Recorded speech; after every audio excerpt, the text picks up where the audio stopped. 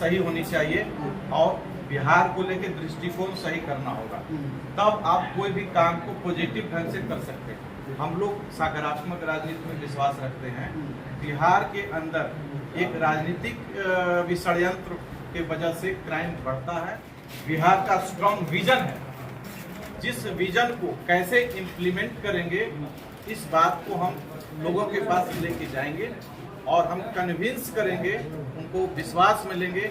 और मैं आपको एक्सप्लेन हमने किया है कि किस प्रकार से बिहार में 3 करोड़ लोगों को रोजगार की जरूरत है, जिससे कि बेरोजगारी और पलायन दोनों रुक सकता है।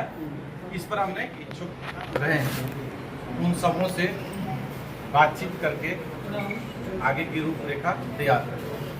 ये मुख्य रूप से आज का क्या कुछ मुख्य मुद्दा रहेगा आगामी चुनाव को लेकर? क्या बिहार का सबसे बड़ा मुद्दा है इंडस्ट्री का नहीं होना, और जरूरत है बिहार में ज़्यादा से ज़्यादा इंडस्ट्री लगे ताकि रोजगार ज़्यादा से ज़्यादा लोगों को मिले और बेरोजगारी और पलायन का जो इशू है वो सदा के लिए समाप्त हो। ये मुद्दा तो कांग्रेस भी कह रही है, जनता पार्टी कह रही है। निश्चित रूप से, क्योंकि बुनियादी तौर पे ये सबसे जटिल मुद्दा है और सबसे महत्वपूर्ण मुद्दा है। बाकी सब पार्टी इस इशूज पे अपनी बात रख रही है कि ये मुद्दा तो है, लेकिन किसी के पास ब्लूप्रिंट नहीं है जो एक्सप्लेन कर सके कि इस इशूज को हम सॉल्व कैसे करें। कितने सीटों पर चुनाव लड़ने की तैयारी है? हम लोग लगभग 50 सीट पर हम लोग चुनाव जीतने की तैयारी करते हैं। बड़ी बड़ी पार्टियां चुनावी मैदान में होगी, आप उनका मुकाबला कैसे कीजिए? हम लोग के साथ जनता है, हमारे साथ बिहार का स्ट्रॉन्ग विजन है। जिस विजन को कैसे इम्प्लीमेंट करेंगे इस बात को हम लोगों के पास लेके जाएंगे और हम कन्विंस करेंगे, उनको विश्वास में लेंगे। और मैं आश्वस्त हूँ कि जिस प्रकार से एक्सप्लेन करेंगे लोक शक्ति पार्टी को ज़्यादा से ज़्यादा समर्थन मिलेगा और वोट में मिलेगा। किसी के साथ किसी राजनीतिक अनुभव के अचानक चुनावी मैदान में कूदना खतरनाक नहीं होगा?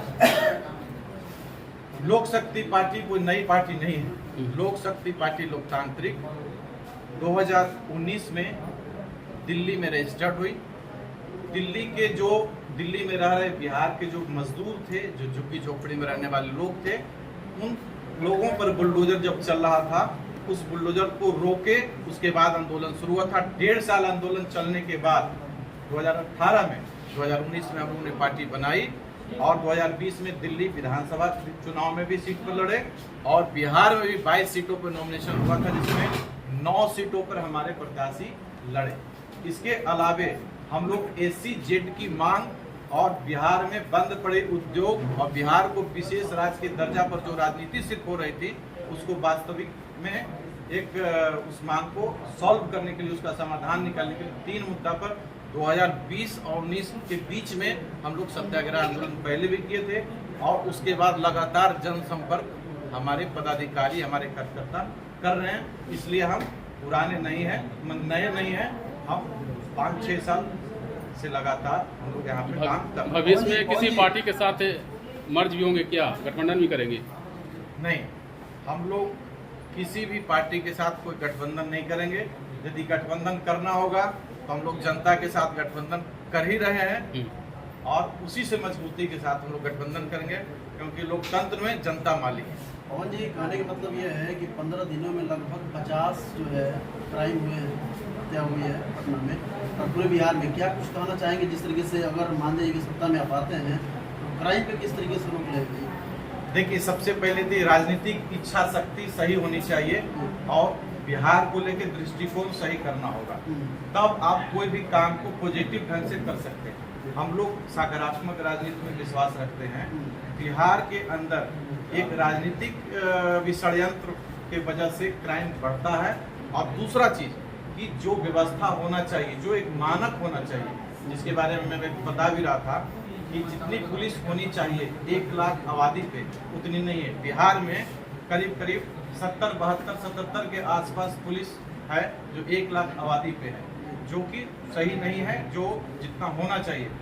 यूएन का जो मानक है 222 पुलिसकर्मी होना चाहिए 1 लाख पे। और यदि भारत की बात करें तो तो लगभग 192-90 के आसपास पुलिसकर्मी होने चाहिए। लगभग 1 लाख पुलिसकर्मी की जब बहाली होगी और उसके साथ आर्म्स है, एमुनेशन है, उसको ट्रेनिंग, इंफ्रास्ट्रक्चर, साधन सारा मुहैया कराया जाएगा, तो इस क्राइम को कंट्रोल किया जा सकता है। और सबसे साथ इसके साथ साथ जो जरूरी है कि हम यदि यहाँ उद्योग लगाते हैं तो बेरोजगारी दूर होगी, लोग क्राइम में नहीं जाएंगे, ये सबसे बड़ा फैक्टर है।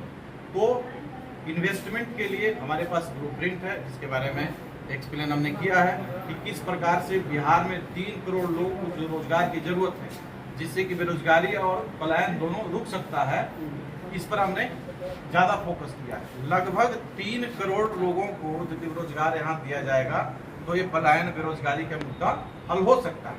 वो कैसे होगा? लगभग एक व्यक्ति को रोजगार देने के लिए 1.5 लाख रुपया के आसपास का इन्वेस्टमेंट का जरूरत है। तो लगभग यदि 3 करोड़ को रोजगार मिलेगा तो उसके लिए 4.5 लाख करोड़ रुपए का इन्वेस्टमेंट का जरूरत है। अब है कितना पैसा यदि हम कहीं से लाते हैं तो फिर उसका इंटरेस्ट कौन देगा, कहां से आएगा, तमाम तरह की बातें।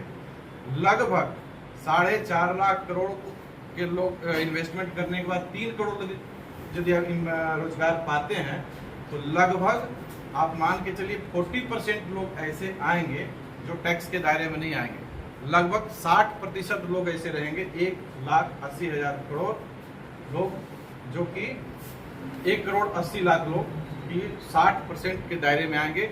लगभग वो टैक्स के दायरे में आएंगे। 30-32 हजार रुपया टैक्स वो उनको एक एवरेज, एक अनुमान पर बता रहा हूँ कि आराम से उनका बनता है। लगभग 1 साल में आप मान के चलिए 58,000 करोड़ रुपया सिर्फ इनकम टैक्स का रेवेन्यू आएगा। दूसरा, इसमें एक्साइज, कंज्यूमर और जीएसटी ये काउंट नहीं कर रहे हैं। यदि इसको काउंट करते तो लगभग 50,000 करोड़ रुपया का रेवेन्यू इससे आएगा। टोटल मिला के 1,08,000 करोड़ से ऊपर रुपए का इनकम आएगा। अब 4.5 लाख करोड़ रुपए का इंटरेस्ट कितना हो गया?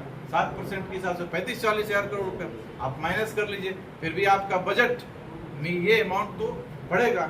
जब ये अमाउंट बढ़ता है 70,000, 80,000 करोड़, तो क्या होगा कि आप कानून